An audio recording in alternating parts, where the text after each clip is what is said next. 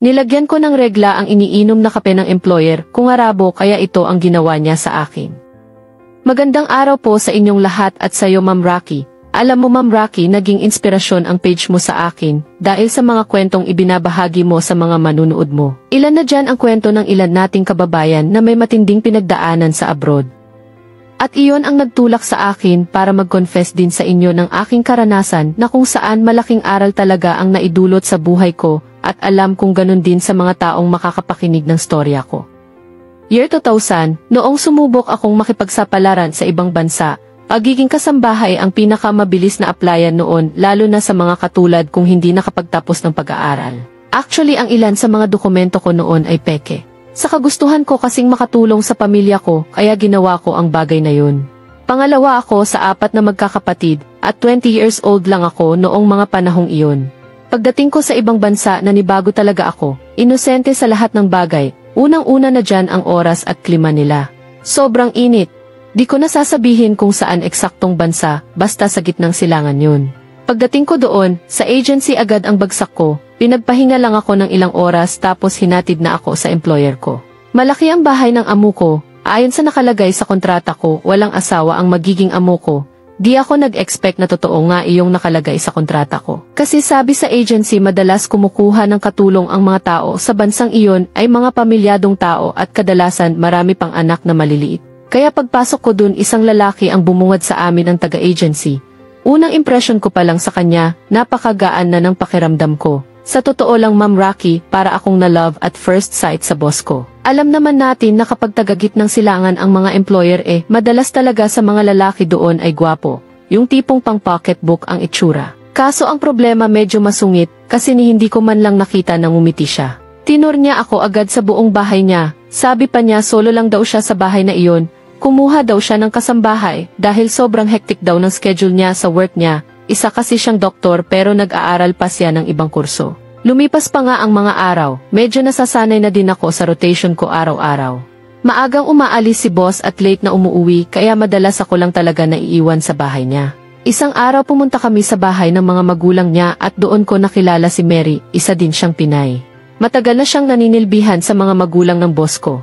Marami akong nalaman sa boss ko, gaya ng mga ayaw at gusto niya. Medyo strikto nga lang daw talaga ang boss ko pagdating sa kalinisan. Dumaan pa ang mga buwan, lalo lang akong nahulog sa boss ko. Ewan ko ba, siguro dahil di pa nga ako nagkakaroon ng boyfriend, kaya ganun na lang ang kilig ko sa tuwing nakikita ko ang boss ko. Tuwing Friday nakagawian na ng boss ko na dalhin ako sa bahay ng magulang niya para daw hindi ako mainip at para daw may makausap ako. Kwela talaga si Ate Mary to the point na binibiro pa niya ako noon na mukhang may gusto daw ako sa boss ko kasi puro about sa boss ko ang tinatanong ko. Di ko naman yun itinanggi kasi napakagwapo naman talaga niya.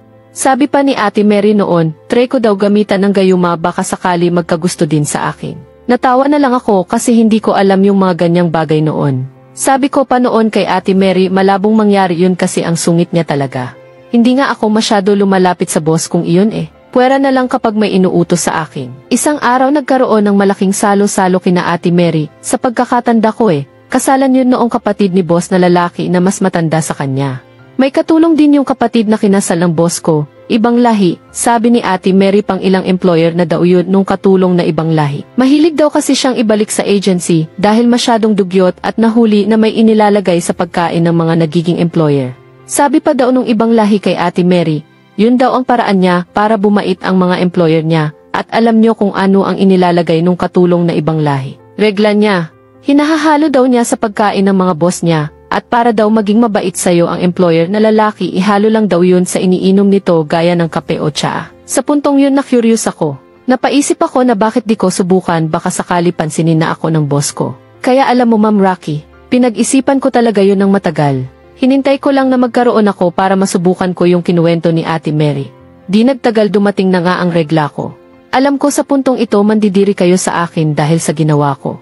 Gabi noon ang magpagawa ang amo ko ng kape. Sakto para sa plano ko. Medyo natuwa ako kasi mukhang umaayon sa akin ang pagkakataon. Habang hinahalo ko yung kape ni boss ipinatak ko yung inipon kong regla sa isang maliit na lagayan doon sa kape niya. Hinalo ko pa iyon ng maayos bago ko sa kanya dinala. Kinakabahan man, pero habang nakatingin ako sa kanya sa malayo kinikilig talaga ako. Umaasa na maging effective yung ginawa ko. After nun bumalik na ako sa kusina at tinapos na yung mga gawain ko saka ako pumasok sa kwarto ko. Hanggang sa isang magkakasunod na katok na lang ang gumising sa akin sa kalaliman ng gabi. Pagbukas ko, mga pulis ang nakita ko, nagulat pa ako kasi bakit may pulis?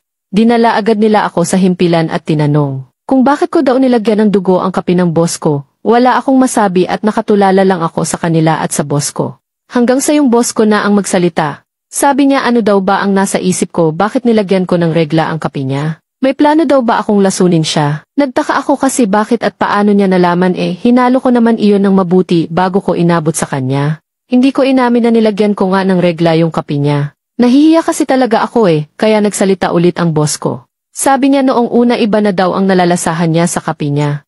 Lasang kalawang daw yun pero hindi niya pinansin kasi nga busy din siya sa ginagawa niya. Hanggang noong nag-toothbrush na siya, nakita niya yung ngipin niya na may maitim na nakapaligid. Idinura daw niya iyon at inamoy-amoy dugo daw iyon at para makasigurado agad daw pumunta sa klinik si boss para ipacheck kung ano ba talaga ang nasa ngipin niya. At yun nga, confirm na dugo iyon. Pero hindi basta normal na dugo lang, at hindi niya daw yun dugo, kundi dugo na galing sa buwanang dalaw ng isang babae. Kaya agad nagpunta ang boss ko sa mga pulis para ipadakip ako. Nakulong ako ng ilang buwan bago nila ako pinadeport.